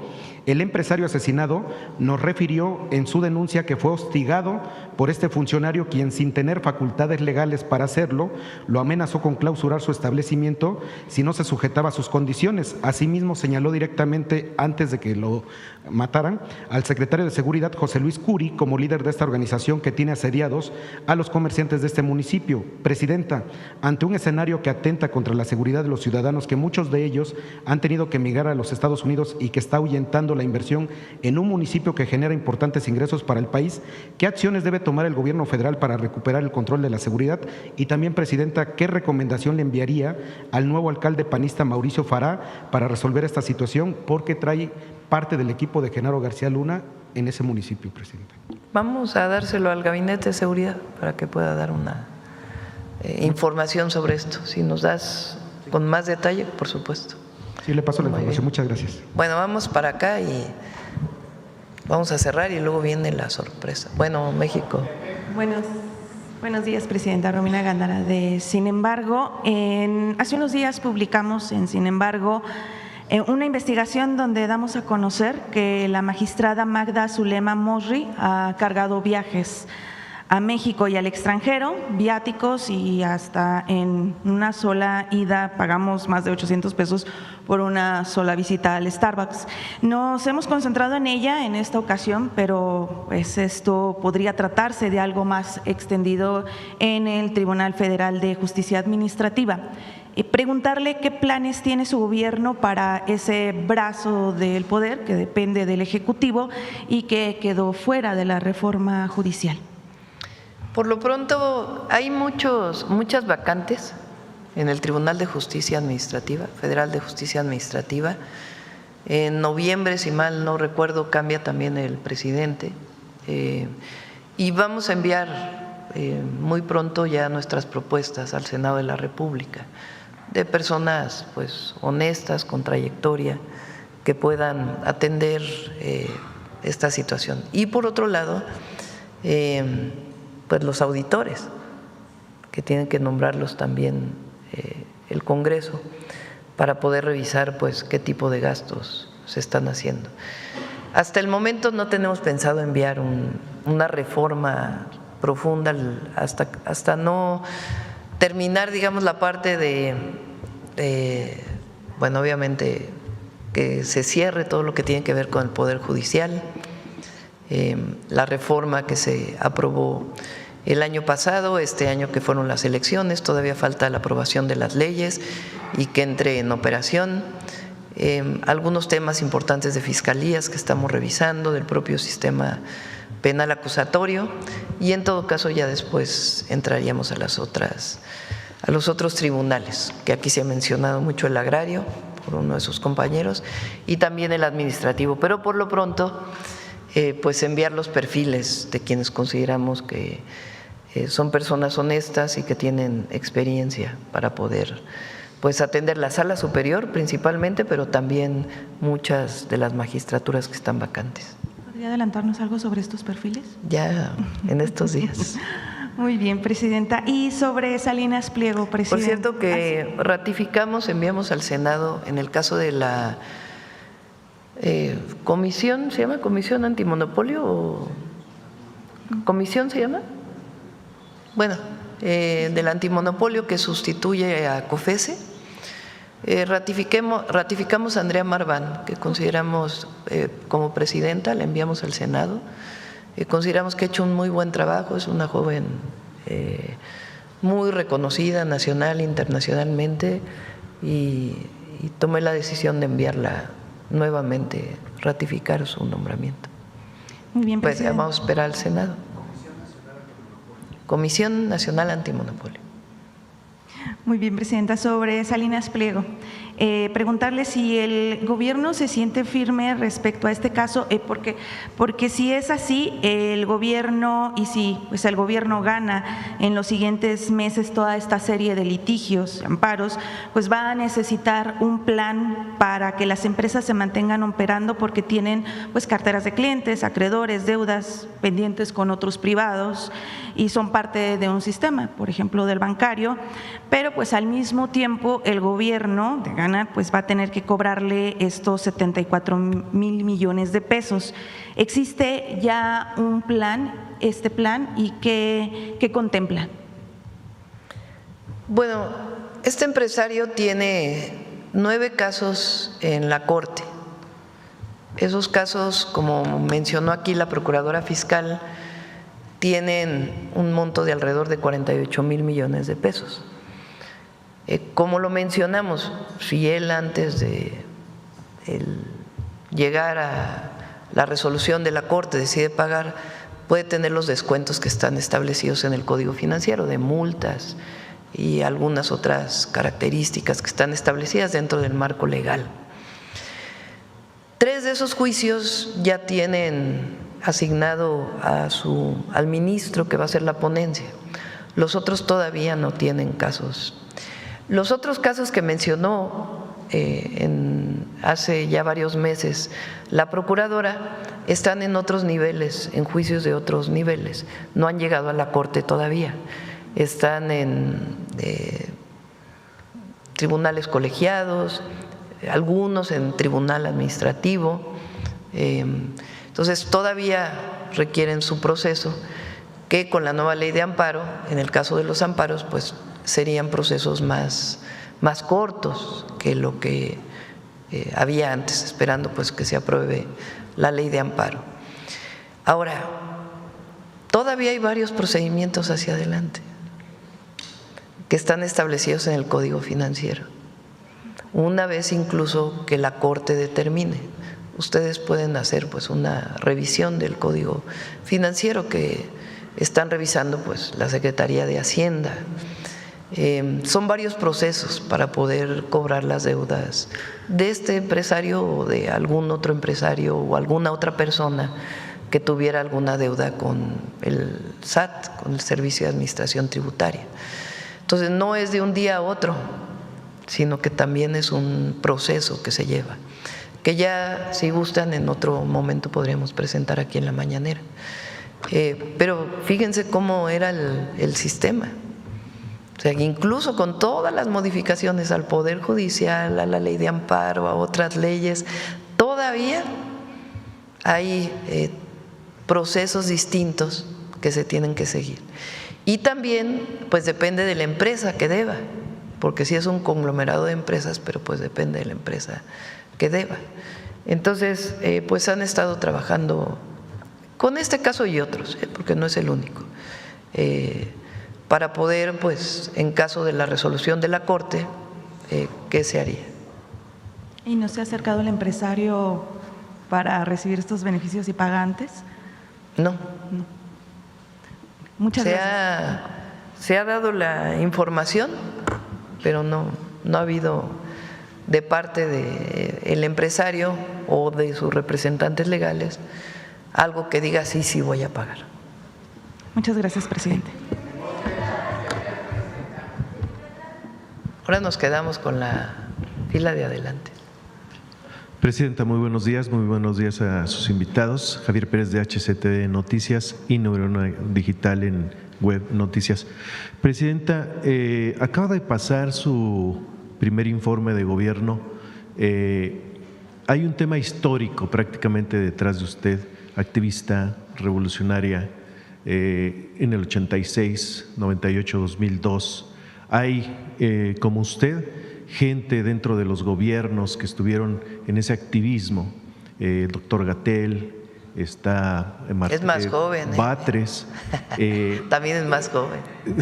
Yo recuerdo mucho ahí en los cubos de la UNAM, todo este activismo, esta revolución que llevó incluso a inspirar a otros países en Europa, en Francia, en España, México como revolucionario detonante, una revolución estudiantil incluso al interior de Estados Unidos. Hoy como presidenta de nuestro país, el balance, si usted recuerda todo este activismo, ¿qué reflexión le deja hasta hoy en el cargo que está ahorita y un balance y si sigue con ese ímpetu que recordábamos muchos dentro de la UNAM en este activismo y ahora como presidenta? Fueron muchos movimientos. Yo entré al CCH a los 15 años, ya llovió, en noviembre del 77, 1977. Mi número de cuenta empieza con 78, porque se ponía el número de cuenta de la generación. Mi número de cuenta es 78 17 26 1-0, todavía me acuerdo.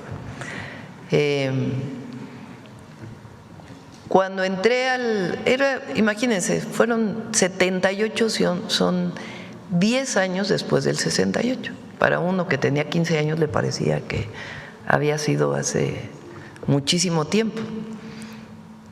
Si uno valora lo que representan 10 años, pues en este caso estamos hablando del 2015 al 2025.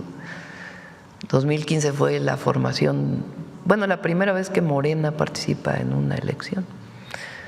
Pero valora uno los tiempos de una manera distinta, a partir de la edad que uno tiene, evidentemente. Entonces habían pasado 10 años de 1968, de la represión. Todavía en 78 se vivía, aunque ya había iniciado una apertura democrática, que así le llamaban en el régimen de entonces, pues mucha represión. Todavía en 78 hay, de esa época, muchos desaparecidos políticos. La primera movilización en la que yo participé fue en el movimiento de rechazados. Jóvenes que no habían entrado al CCH o a la prepa, porque entonces no había tantas opciones de preparatoria, había principalmente la UNAM y el Politécnico, por lo menos en el centro del país, en la Ciudad de México o en la zona metropolitana. Y muchos jóvenes por el examen de admisión no habían entrado a la prepa. Y a mí me parecía muy injusto que por qué había entrado yo si otros jóvenes de mi edad pues no habían participado. Y de ahí pues participamos en varios movimientos estudiantiles.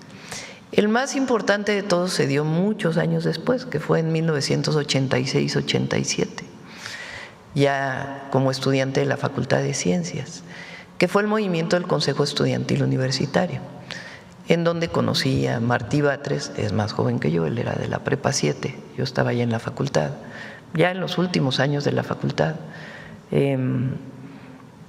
También Gatell era muy joven en la Facultad de Medicina, le estaba entrando a Medicina, pero estamos hablando de una generación muy grande.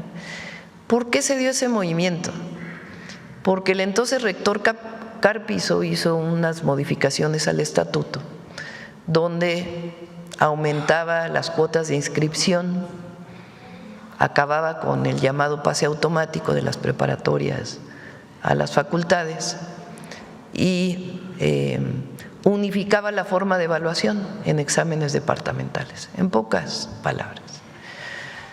En realidad, si ustedes se fijan, pues era el inicio del periodo neoliberal en nuestro país, con De la Madrid, que entró en el 82, y era una visión de que la educación pública le costaba demasiado al Estado y el estudiante también tenía que aportar, o las familias tenían que aportar. En aquella época lo que se solicitó fue un diálogo público, que era lo que pedían los estudiantes del 68, y en el caso del movimiento del CEU se dio. Por cierto, aprovechando, muchos de los intelectuales de ahora que todavía están defendiendo pues el pasado, estaban con Carpizo.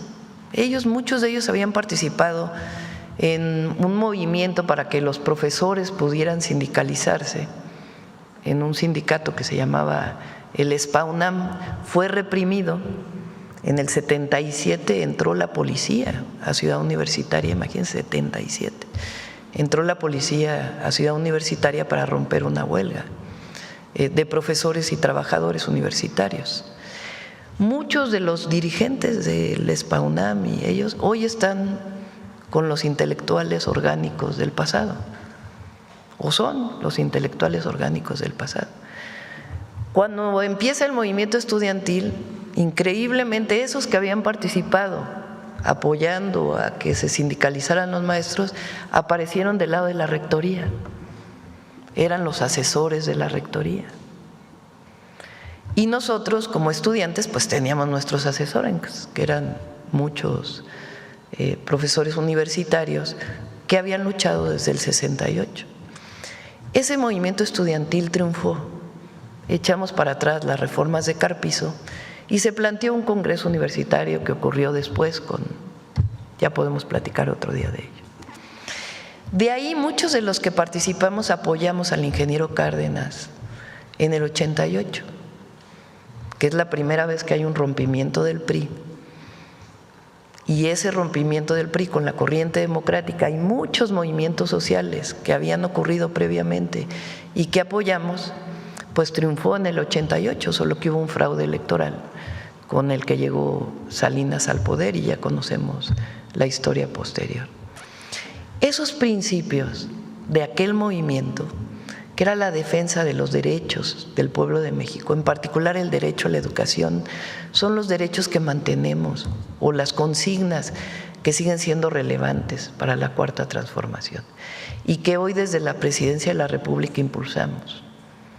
El derecho a la educación. El Estado tiene la responsabilidad de dar educación al pueblo de México desde la inicial hasta la universidad de manera gratuita.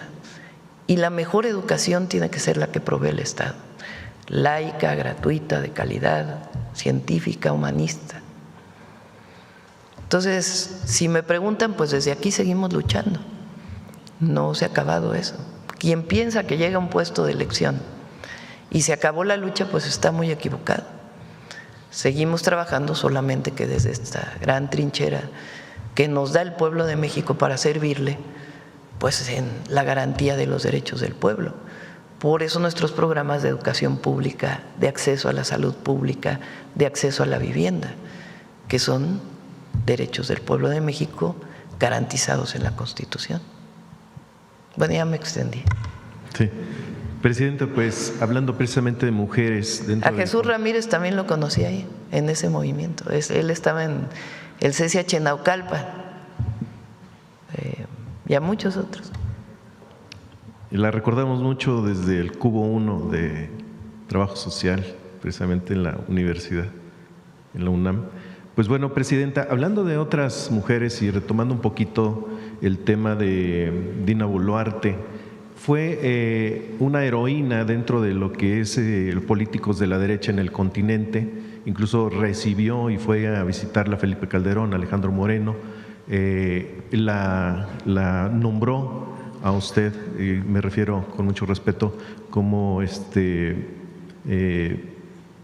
no grata dentro de su país. Esta reflexión acerca de lo que está sucediendo en Perú con Pedro Castillo, pero sobre todo el impacto que tiene en la derecha, pues que la hayan destituido del Congreso de su país. Y aprovechando en este mismo tema, pues María Corina Machado en Venezuela, que pedía la intervención en elecciones para ahora sí que del país del norte, su reflexión acerca de estas dos personas. Más que de las personas, sobre todo pienso que en el caso de Perú, que es una buena parte de la destitución de Pedro Castillo, o una de las razones, o unas razones profundas, tiene que ver con un racismo y un clasismo muy grande, que no solo hay en Perú, sino en muchos países, y particularmente en América Latina. En nuestro país, afortunadamente, el movimiento de transformación que representamos, pues tiene que ver con acabar con el racismo y el clasismo y reconocer a las personas, como lo establece la Constitución, como iguales. Y eso tuvo mucho que ver en la destitución de Castillo. Nosotros defendemos lo que defiende la Constitución, la autodeterminación de los pueblos. Un pueblo debe determinar cómo se gobierna. Así como nosotros no queremos que nadie intervenga en las decisiones de nuestro país de cómo nos gobernamos, así debe ocurrir en todos los países. La autodeterminación de los pueblos y la democracia, que se defina democráticamente quién gobierna, pero poniendo por encima de todo que es el pueblo de cada país el que debe decidir. Sobre María Corina Machado, que recibe el Premio Nobel. Sin comentario.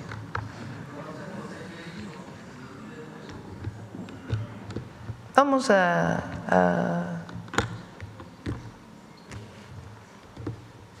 comentamos, le pedimos al canciller que venga el lunes para poder platicar. ¿Por qué fue que no se reconoció a la presidenta que hoy está destituida? ¿Y por qué en el marco de nuestra Constitución y de la política exterior se reconoce no a un presidente? Presidenta, me lleva a la siguiente pregunta. Más de 40 años en el Tribunal Superior de Justicia de la Ciudad de México, ahora con cambios en nuestro país, donde ustedes… Ya me imagino lo que van a decir, de lo que sin comentarios, ya están ahorita escribiendo, ¿no?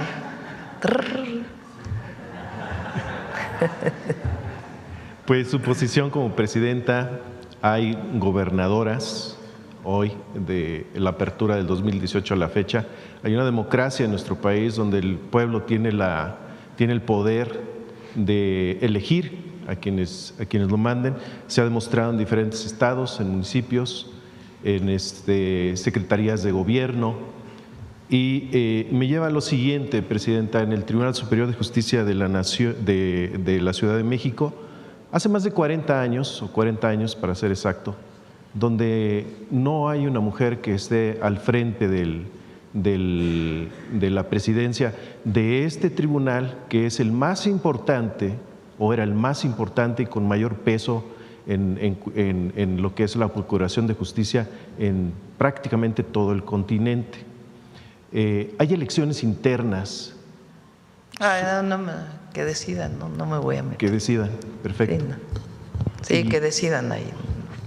Y por último… No sé, porque en el caso nacional queda como presidenta o presidente de la Corte quien más votos tenga, ¿no? Pero no sé, en este caso de la ciudad, cuál sea la interpretación, pero lo revisamos. A los tribunales en general, porque también se ha hablado de una reforma a las procuradurías, al sistema de justicia penal. Siempre va a estar a favor de que haya más mujeres en la toma de decisión, pero en este caso en particular… Y votación, y que se pudiera votar, también que el pueblo pudiera decidir.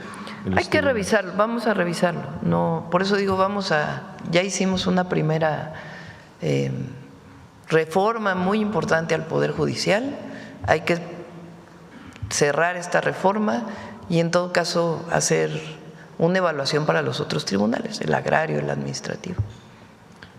Por último, Presidenta, si tiene usted algún informe de cómo va la reforma al agua, y bueno, también la derecha se ha pronunciado ya en voto en contra de la ley aduanera que ha causado muchísima polémica al interior de partidos de derecha.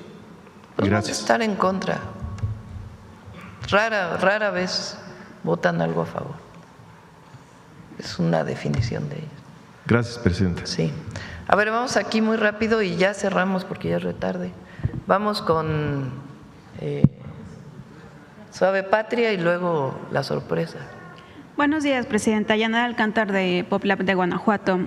Durante muchos años el Estado de Guanajuato invirtió en la creación de instituciones educativas, en su mayor parte politécnicos y tecnológicos, algunos de ellos en convenios con el gobierno federal, esto como exigencia de la política de atracción de inversiones de la primera década de este siglo, además de que la industria automotriz que se había establecido en el Estado demandaba mano de obra calificada. Sin embargo, en los años recientes esa infraestructura ha sido utilizada para otorgar premios políticos y como cuartel de invierno de candidatos derrotados o exfuncionarios al borde del retiro. En PopLab se documentó el caso del Tecnológico de Abasolo y TESA, donde colocaron como rectora a una ex candidata panista perdedora de una elección, que es abogada de profesión, que no cumple el requisito de grado de doctora que pide la ley y que nada tiene que ver con las 8 ingenierías que se imparten en la institución. En cambio, desde ese cargo realiza ya campaña con las 8 ingenierías que imparte… realiza ya campaña anticipada para volver a contender por el PAN en ese municipio en 2027. En ese sentido, Presidenta, ¿considera que el reto que tiene el país de formación profesional de jóvenes y las enormes inversiones realizadas en materia educativa se merecen este tipo de decisiones políticas de coyuntura? Ayer lo preguntaron también, ¿no?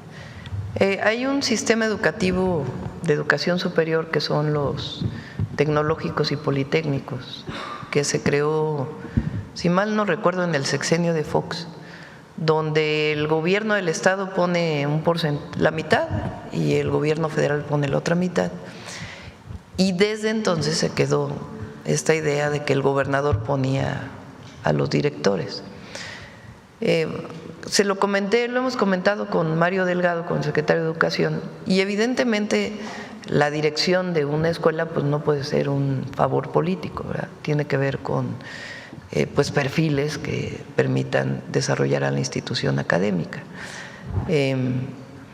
Entonces pues vamos a revisar en particular estas instituciones y pues garantizar que sean perfiles académicos quienes dirijan las instituciones educativas.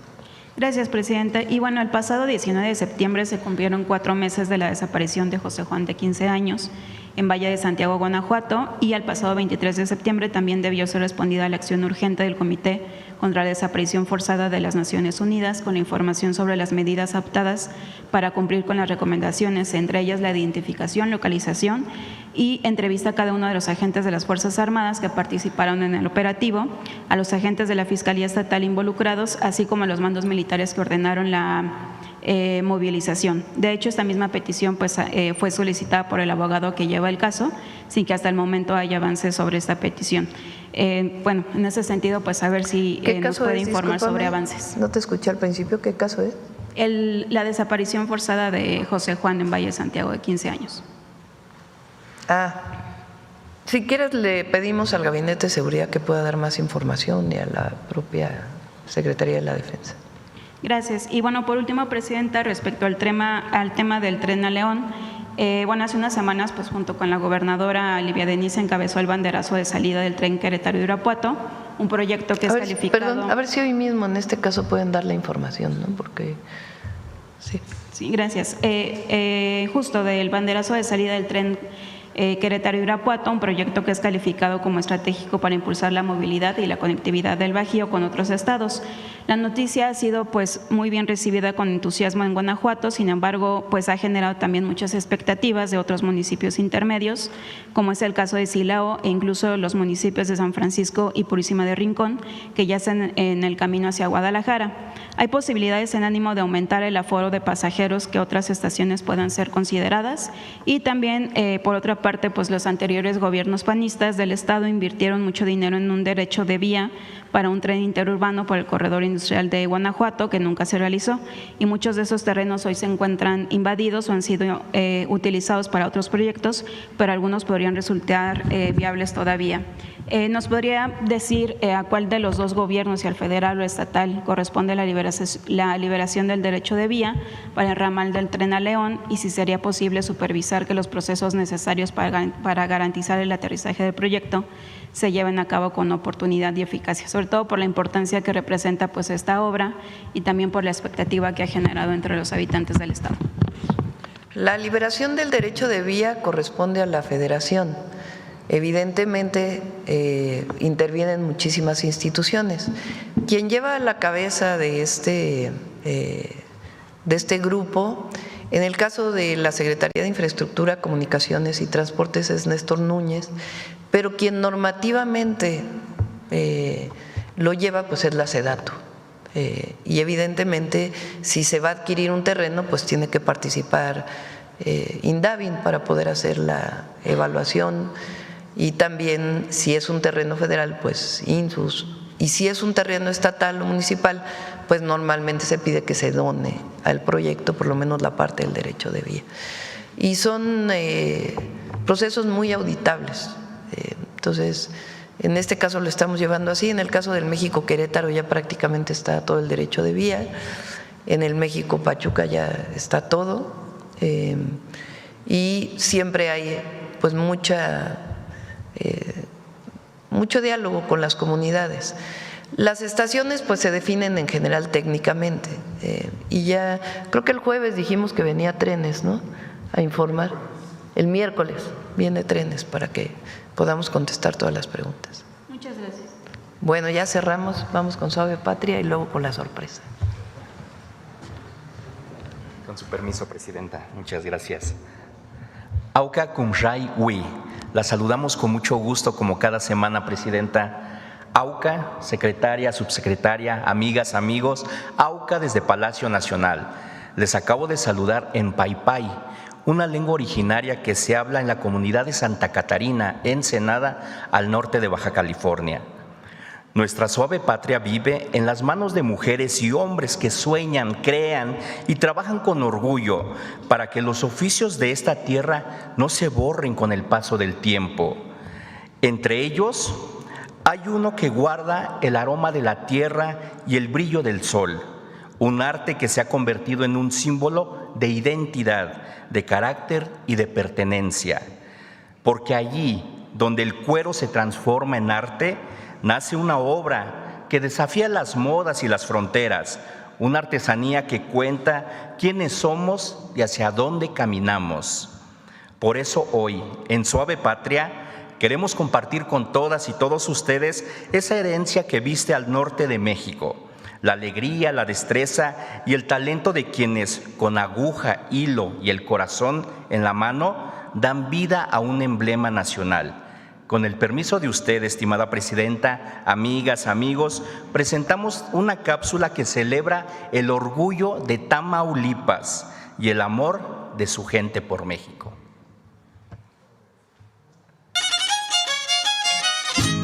La cuera tamaulipeca, más allá de ser un traje típico, es la representación cultural y un símbolo de identidad del estado de Tamaulipas. Se trata de una prenda hecha de piel de becerro o gamuza de venado con grabados de flores blancas y largos flecos. Pues es un elemento, ¿verdad?, que al portarlo, para mí da mucha personalidad. Se ve muy bonita al portarla tanto dama como caballero, incluso los niños. Pues la cuera es una prenda divina, sobre todo cuando la portas, sabes tú que es elaborada aquí en Tamaulipas y que es una prenda que debes trabajarla minuciosamente porque son dibujos tan delicados que tienen que tener buena terminación, bien centrada, para que la prenda pueda lucir. Es originaria de la ciudad de Tula. Su elaboración requiere de mucha concentración, destreza y principalmente amor. Como un diario escrito en una cuera, en cuero. ¿Por qué? Porque te deja muchos recuerdos, sobre todo la satisfacción de que la hiciste, de que la persona que la porta la valoró.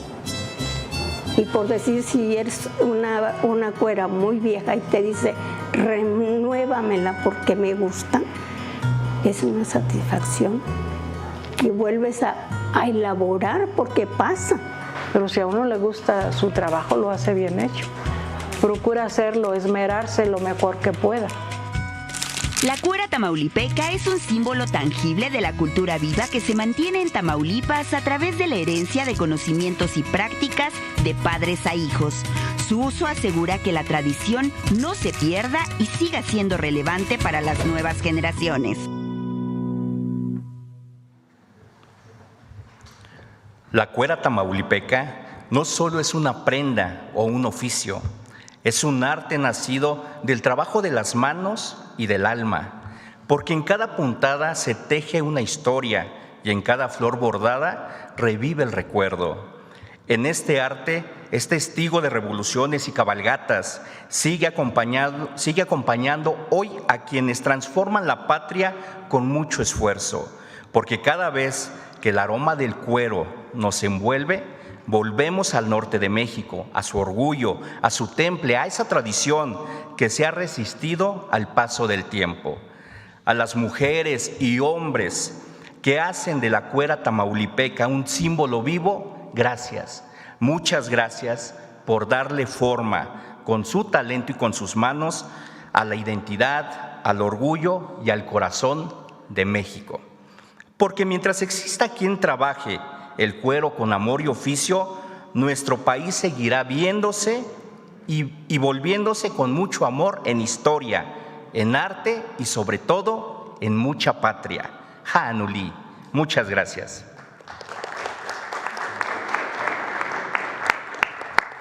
Vienen los finalistas de México Canta.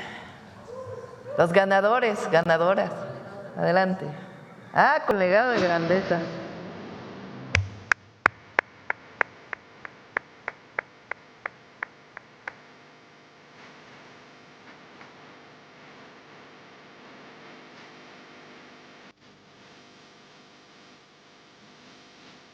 Yo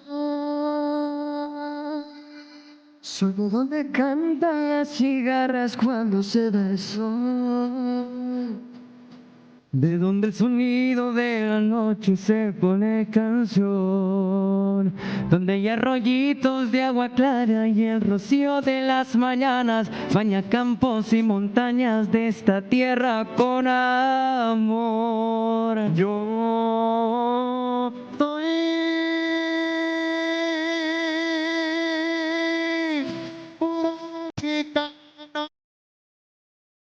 y por donde yo soy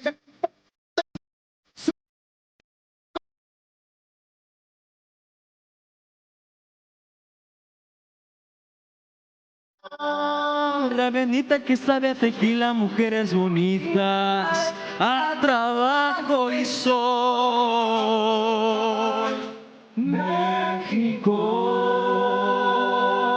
cuando yo me muera que mi cuerpo no cubra esta tierra, bendecida por Dios. ¡Un orgullo mexicano, señores! México canta, sí señor.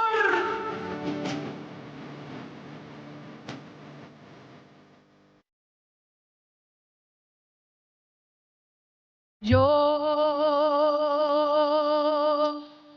donde suenan las guitarras por cualquier razón, en donde llegar yo en plena madrugada y cantarle al amor.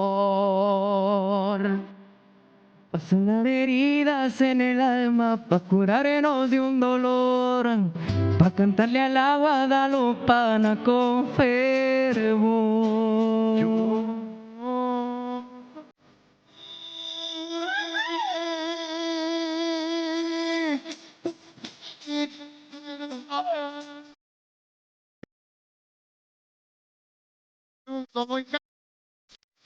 Soy de México, señor.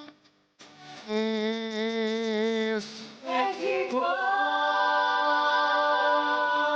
Bendita fiesta de tequila, mujeres bonitas, a trabajo y sol. México.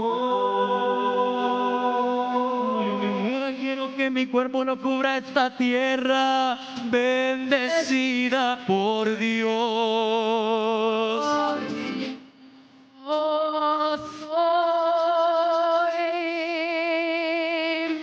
Hola mexicana, y por donde quiera que ando, yo voy cantando.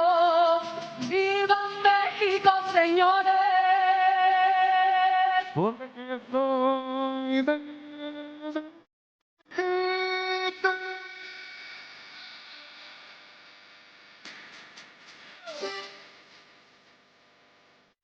México. ¡Puro México, señores! Arriba Claudelino Durango.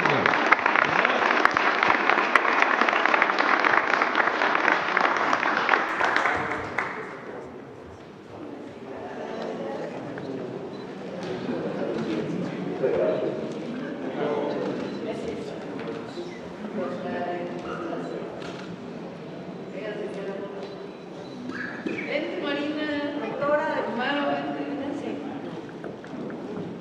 vente de ese lado. ¿Podrían voltear de este lado, por favor?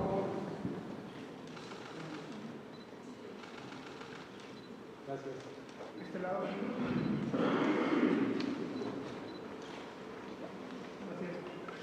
Felicidades.